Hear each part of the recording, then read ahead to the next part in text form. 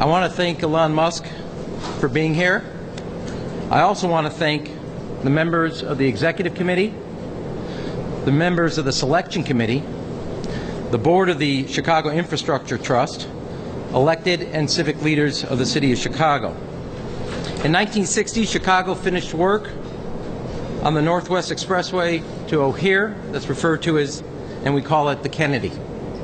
In '84, Chicago finished work on the Blue Line to O'Hare, and today we are strengthening that service with key investments. But for decades, since '84, that's been it. Those have been your only options. More people than ever fly in and out of O'Hare, and only growing. That means more cars are on the road, and the highway is clogged. For many, and Elon and I were just talking about this, getting from the city to O'Hare or back from O'Hare to the city is a race against time. And we're going to give commuters a leg up in that race, which means Chicago will have a leg up in the race for the future. Chicago is well known for our L. I want to thank Dorval for being here as well, as our mass transit system. From this day forward, we will also be known as a city with the X. When we put out this RFP a few months ago, we had a few parameters. One, no taxpayer funding. Check. Two, that the cost to ride the X should be no more than the cost of a cab, a Uber, or a Lyft. Check. Three, you have to make the trip in less than 20 minutes. And it's Elon's view that we can do this in 12 minutes. And to put that check in context, that 12-minute ride is 3 songs on your iPhone. It will take longer to get through security at O'Hare than it will be to get to O'Hare. And we're working on that today with obviously TSA. There's more than another option to get to get you from here to O'Hare. This is the fast lane to Chicago's future. When you combine the strength of the country's most connected airport and the strength of Chicago's thriving and expanding central business district, and also combine it with the incredible universities of higher education, with our diverse neighborhoods and diverse workforce, you have a city that's on the move. Just earlier today, we broke ground on a new office building in the city of Chicago, the tallest one to be built in 30 years. 6,000 people will be working there. It also provides $22 million for about businesses in our neighborhoods throughout the city of Chicago. It is both of these investments which is how you build a thriving, growing, dynamic city that all parts of the city can participate in.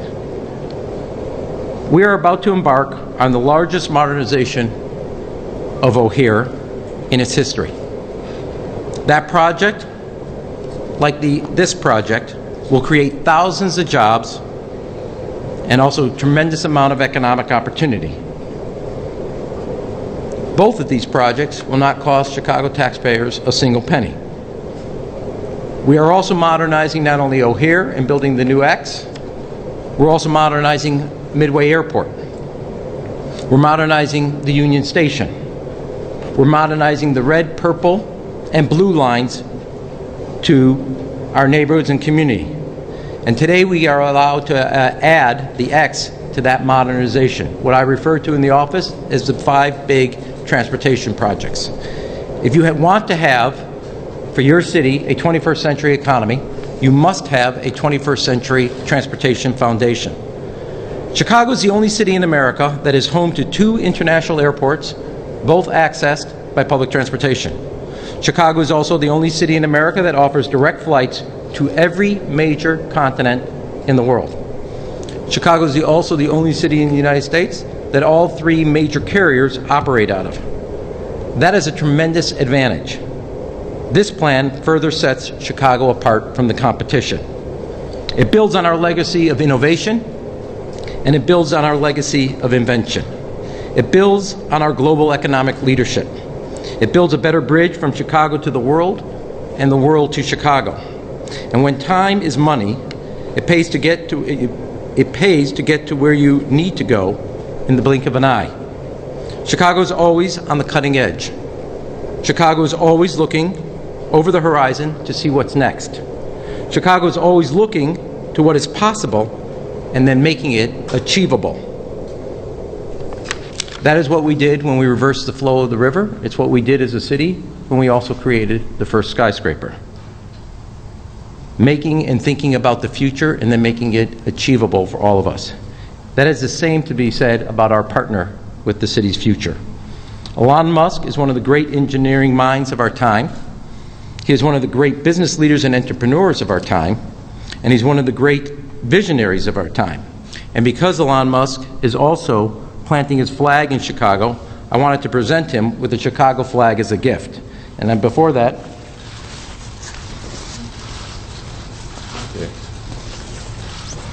and now I would like to ask Elon Musk to make this, actually hang it in his office. Okay. And then make sure that Chicago, the X, stays permanent and makes it a reality here in the city of Chicago. Absolutely. Ladies and gentlemen, please give a Chicago warm welcome to Elon Musk. Thank you.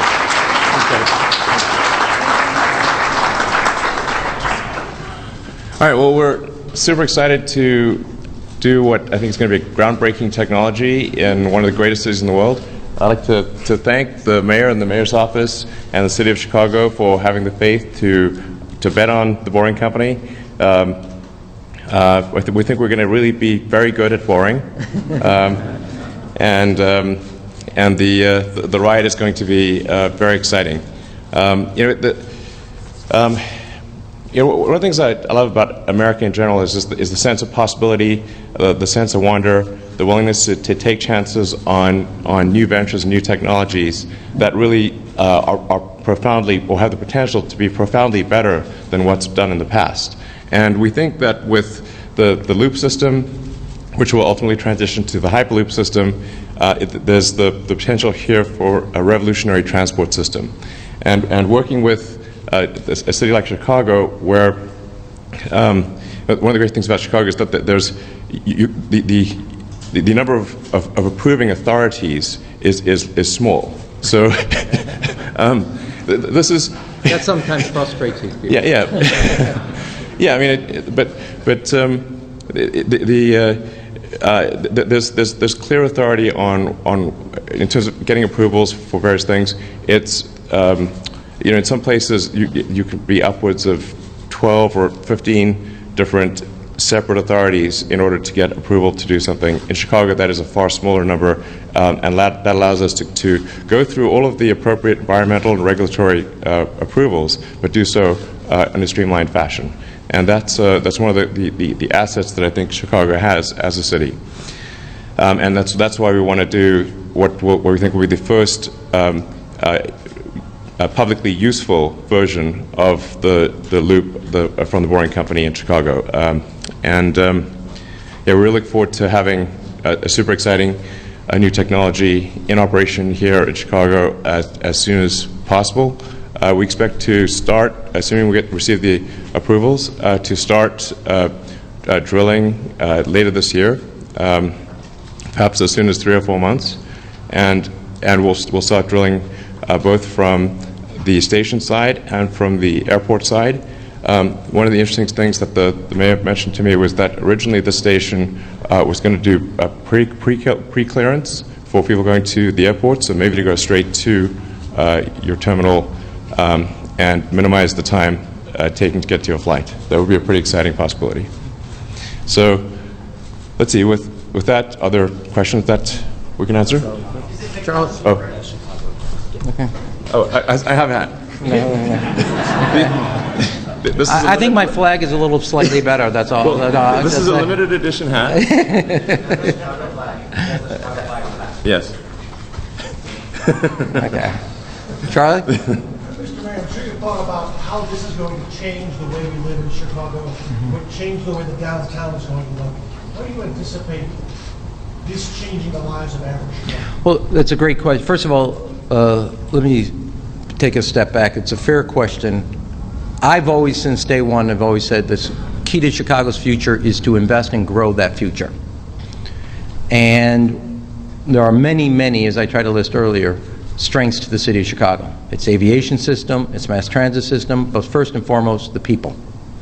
And also all the schools of higher education that are here. You've heard me before, but when it comes to talent, training, transportation, technology, transparency, Chicago's been a leader, which is why more companies are moving here than any other city for 5 years in a row, and we lead the country in 5 years in a row in direct foreign investment. A growing economy benefits all. Now, it also connects, you know, take a look at it, the new office tower that's going up, around 6,000 people are going to work there. But that also created the investment for about 200 businesses in our neighborhoods throughout the city of Chicago. If your economy's growing, the key goal is to have policies to make sure everybody benefits. One of the largest employers in the city is our aviation system. There's not a neighborhood in the city that doesn't have somebody that's connected one way or another, employment-wise, to the airport. But if we continue to grow as an economy, companies locating, companies expanding, that will benefit everybody. But not just making it one thing or another. That's why the Neighborhood Opportunity Fund, as I said today, or if you have a growing economy, you can invest in more after school and summer jobs. Try expanding summer jobs, which we have, and after school, which is at a record high, with companies leaving versus companies coming. I'd rather do it with companies coming. I'd rather do it with expanding business opportunities in every effort. And so the airport's a major employer. The Central Business District's a major employer. What this really does in that 12-minute ride is make that a single physical space. No other city in the United States has that. Look at what happened when London from Heathrow downtown offered their express. That tremendous opportunity to say within 12 minutes you can go from one end to the other makes both two, not limited to those two because you have the institutions of higher learning, you have our diverse neighborhoods, etc. That makes Chicago all that more competitive in a global economy, which means our neighborhoods where people live and also work downtown or work at the airport or work in their own neighborhood, that will help, the growth of the economy will help everybody in that effort. Derek? Mr. Musk, can you tell us where will the $1 billion come from? Where will your financing come from? And what do you say to the doubters who say that your technology is untested? Sure. Well, I mean, I don't really have much trouble raising money. Historically, so I don't anticipate too much trouble doing so in this situation. I think cumulatively, between my various companies, I'm not sure the exact number, but we've probably raised on the order of $20 billion, all things included. So, and I feel like the economic case here is quite compelling. So I don't really see any obstacles to that. Yeah. Let me take. What about the doubters, sir? Let me, first of all, I happened to check this morning. I asked the office to check this, and because it is coming from Elon Musk's background. When he started Tesla, the stock opened up at 17. Just happened to check yesterday, it was 354. The ability to, and he's putting forward that financial wherewithal and that capacity. Second, Fran, were there doubters when Chicago reversed the flow of the river? Yes. Where are they today? Were there doubters when Chicago said we're going to build the first skyscraper in America? Yeah. Where are they today? Were there doubters when we said we're going to have the tallest building in the world, known before as the Sears Tower? Yes, there were doubters. Where are they today? My view is it's easy to be a critic or a cynic. What jobs do they produce? What economic growth do they produce? When Chicago decided to be the first city to take the Intercontinental Railroad system, it surpassed St. Louis within 20 years. When Chicago decided to be a leader in aviation, you saw what happened to its economy. Were there doubters about O'Hare? Were there doubters about the Intercontinental? Yes. There are doubters along the way all the time who sit on the sideline, and then when the thing gets built and the opportunities come and the job growth happens, you can't find them. Derek? Well, can I ask Mr. Musk that question, sir? I don't know. What do Is you it okay with say? You say the answer was pretty. Yeah, I mean, I thought the mayor's answer was spot on. I Can I have you some know. stock? mean, yeah, I mean, it is. I mean, I do think that there is a role for doubters. People should question things, and it shouldn't be taken as a given that things are going to work, because often things do not work. But I think if you look at someone's track record or company's track record and what progress has been made, it's reasonable to extrapolate into what they would do in the future. And, I've done a few things in my background that I think are pretty tricky. We started SpaceX from scratch. Now it is the world's leading launch company, recently exceeding Russia, China, and Boeing and Lockheed combined. Now has the most powerful rocket in the world. You may have seen the landing where we did landed the 2 side boosters simultaneously at Cape Canaveral. The number of people in the aerospace industry, including the best experts who said that could be done, was 0. I don't mean 1 or 2, I mean 0. So can I say one? Can I? Wait, Derek. I'm going to go right to you, but I'm going to ask one. I'm going to add one thing. I just finished a recent history on John Kennedy. All of the people doubted whether you could put a man on the moon, and whether Kennedy should set a deadline and timeline for it. I would say there's a place, whether it's doubters, I think there is a place for critics to ask hard questions. But to sit here on the sidelines and not offer alternatives to how to continue to grow, build a future where more people prosper, my view is we have always, as a city, taken on not just the doubters, but vision of a future and then making it a reality. Derek? By making this $1 billion investment without any public subsidy, you're assuming all of the risk. It's clear what Chicago gets out of this. What does your company and what do you get out of this by bringing this to Chicago? Sure. First of all, I'm just going to preface this by saying,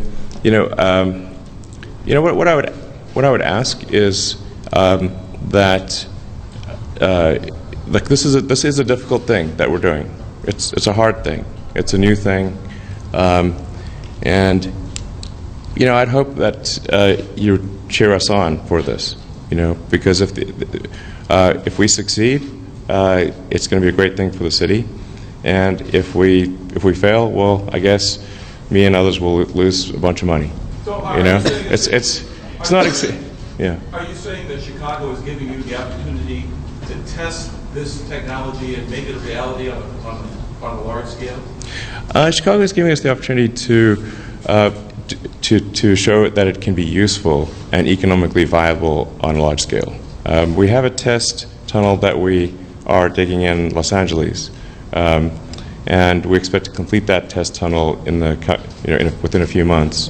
The mayor's office has visited that test tunnel and seen our equipment and designs, but that test tunnel will be too short to be useful, whereas this one will be long enough to be useful and go from one place to another that people use a lot. So one of the hardest things to do with any new technology is not to demonstrate that technology and show that it works, but to show people that it can be indeed useful. It's one of the hardest things in the world to make something useful, where the revenue exceeds the costs of the thing that was done. This is an astoundingly difficult and underappreciated thing, and that is what we intend to do here in Chicago. Derek, can I, hold on one second. I got you, Greg. Hold on one second. I see Elizabeth, I see Paris, and we're going to get to it all. I do want to add one thing on this that's a very important point, at least from my perspective, because I think it's important for the city to know this and the residents. He's bearing all the financial costs for this project, just like O'Hare's expansion. B, he's done both Tesla and SpaceX in that effort, and so he has a reputation. He's also putting that on the line here. For the city, if it works, we have the tremendous opportunities of what economic growth and job creation that happens here in the first city and the only city for a long time in the United States that will have direct service between O'Hare and its central business district within 12 minutes. And when you look for, as a mayor, he does it as an entrepreneur and a businessman, at risk, he's bearing the cost, his reputation, we get the upside with no financial risk at all in that project. And to me, those are the right things to do. Greg, I saw you, so I'm going to go Paris, Elizabeth, then Greg. Paris. So, Mr. Musk, is the boring and the loop technology where you want it to be to get this ready to start in 3 or 4 months? Oh yeah, there's no problem for us to start. From a technical standpoint, we'll be ready to begin boring in about 3 or 4 months, provided the regulatory and environmental approvals are done in that time frame. So essentially, as soon as the regulatory environmental approvals are done, we'll be ready to begin tunneling. I feel very confident that the technologies that need to be solved here are, while difficult and new, are significantly less difficult than say what we do at SpaceX or Tesla. And in fact, we will be using some technologies and engineering talent from SpaceX and Tesla to make the system work as well as it possibly could. For example, the pods that will be in the high-speed pods that will be in the tunnel will be made by Tesla. So that's, I think, something where we've got the most advanced electric vehicle and autonomy technology in the world, and then we can apply that to operating in this tunnel, and that gives us a significant advantage. Here's how we go. Elizabeth, Greg, and John. Two quick questions. Earlier you said that it would transit the Hyperloop system. What do you mean exactly? That it would touch other cities, that it would go faster? How would that transition work? And then secondly, is one of the reasons to keep the speeds at 150 miles per hour less to avoid extra regulation? Well, on the speed front, we could. There's not really an objective limit to the speed, but I think 12 minutes versus 11 minutes. I think probably 150 or 155 miles an hour sounds about the right. That's 155 miles an hour is 250 kilometers an hour for a relatively short distance like Chicago to O'Hare. That seems like about the right speed to go. But once you want to go, say, between cities, the mayor was talking about the Intercontinental Railway. I think once you go from long distance, say from Chicago to New York, that's where you'd want to make use of the Hyperloop, which would then use a vacuum tunnel and pressurized pods to transport at very high speeds, faster than an airliner, between cities. Greg? And one could connect to the other. Sorry. Sorry? Go. Mr. Musk, speak to the safety issue because you're using new technology and new combinations at a scale that hasn't been attempted before. For little vehicles that are going to go at 17 miles underground, some people are going to say, hey, what are you going to do to make these things absolutely positively safe and to take care of people even if there's a problem?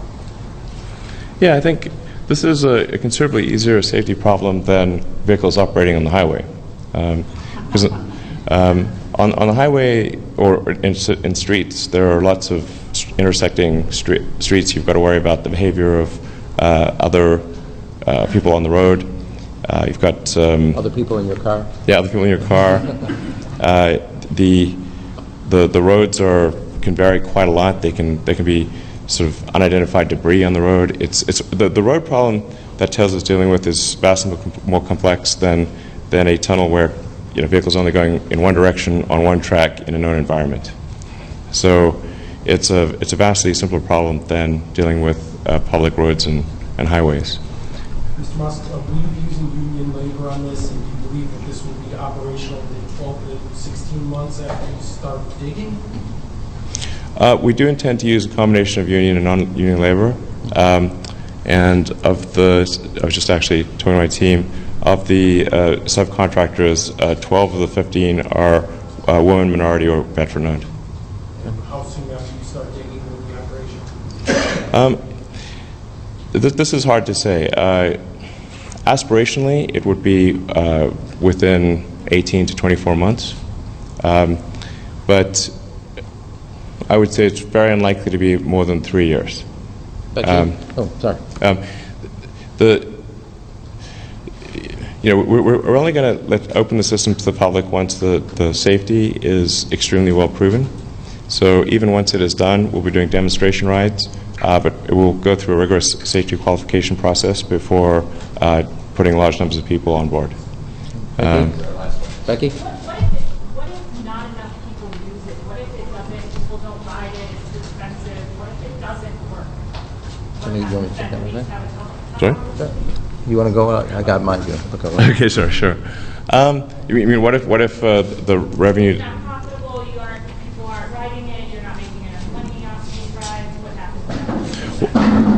Well, I think it's very unlikely that it's very unlikely that it wouldn't be able to make up for its operational cost. So I would say it's like basically certain to cover its operational cost. Whether it provides a good return on capital is a separate question.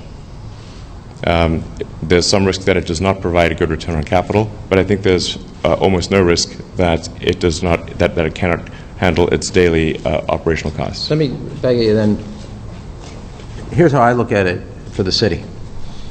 One, we're adding another choice, a competitive choice.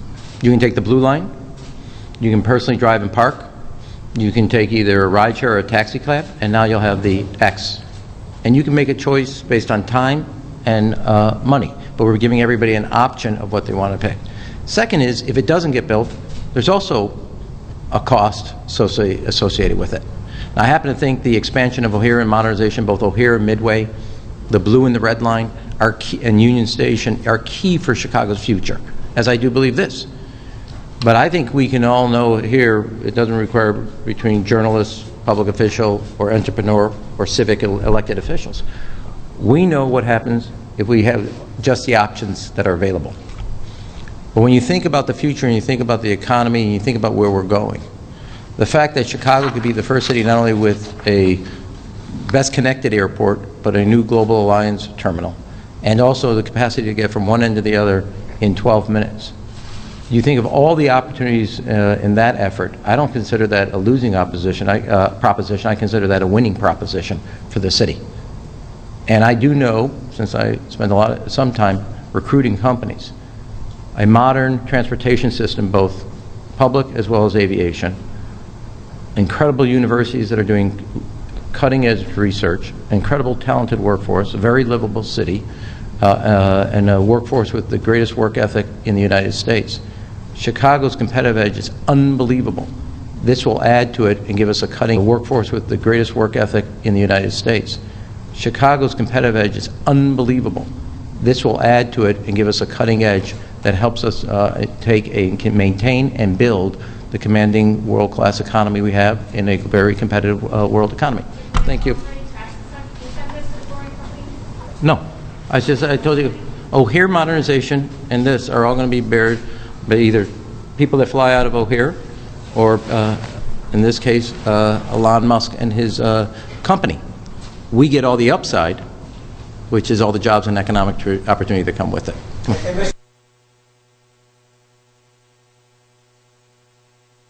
Those costs, you'll pay for any issues you like. That's correct. Let's go. Thanks, guys. I'm a big fan of the letter X.